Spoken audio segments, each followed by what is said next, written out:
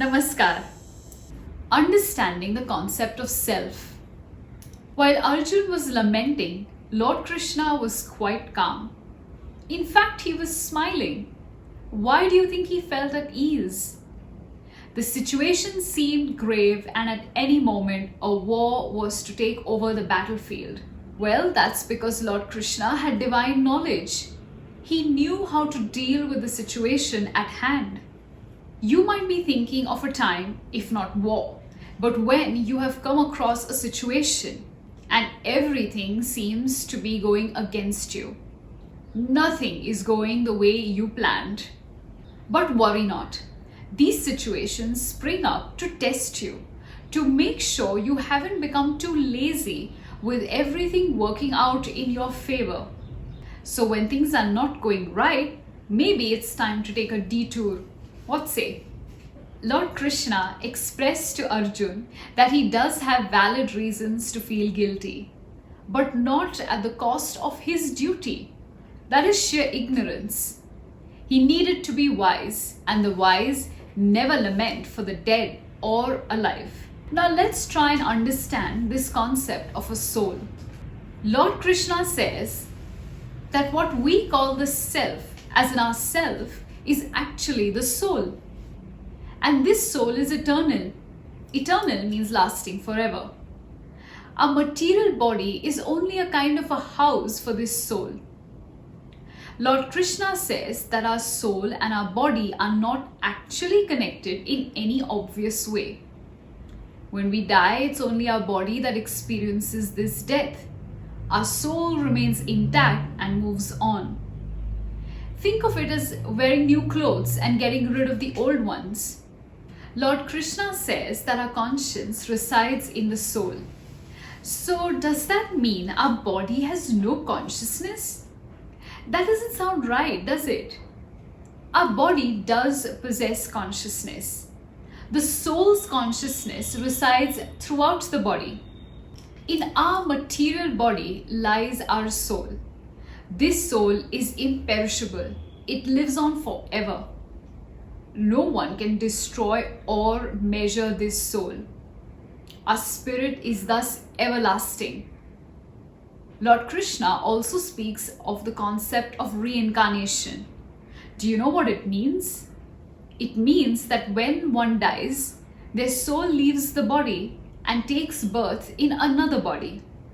Lord Krishna goes on to tell Arjun that our senses make us feel happy or sad or even distress, and we must not be affected by it. As you know, we have 5 senses: sight, smell, hearing, taste, and touch. With these 5 senses and our sensory organs, we are able to experience everything around us. But these experiences change based on the context. For instance, a warm bonfire on a cold winter night brings us joy. But imagine the same bonfire on a hot summer evening. The feeling we feel is not the same, is it? Thus, we must learn to feel all kinds of sensations without getting too affected by what it does to us. In this case, Lord Krishna urges Arjun to look beyond this, the feelings of happiness and sadness.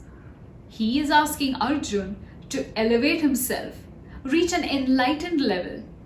It is from there that he can perform his duty and not escape from it. Doing your duty. I keep mentioning doing one's duty. You must be wondering what it is that I'm trying to say. Duties are actions that we perform as human beings.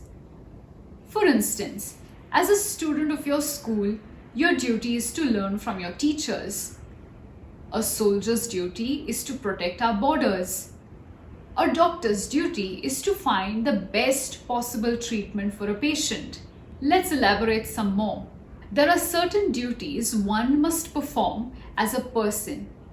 These are called swadharma.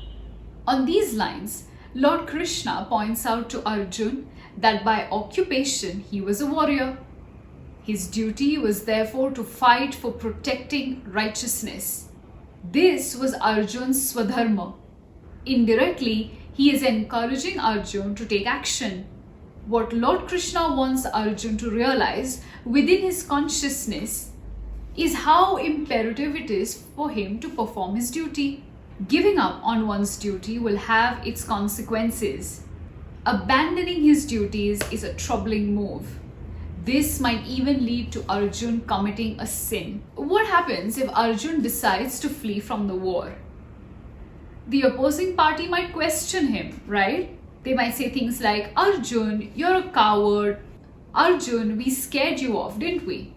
This might also be quite painful for Arjun to hear. Only Lord Krishna knows that the real reason Arjun wants to back out is because he loves his brothers, his grandfather, and all of those relatives fighting on behalf of the Kauravas. He doesn't want to see anyone hurt. Now, Arjun was no ordinary warrior. A story goes to say that once Lord Shiva, disguised as a hunter, came in front of Arjun. Arjun fought him off and impressed Lord Shiva. In return, Lord Shiva rewarded him with a celestial weapon called the Pashupatastra. Guru Dronacharya, who was Arjun's archery teacher, too had gifted him a special weapon. With all these blessings and his talent, would it be wise for Arjun to leave the battle? Dhanyavad.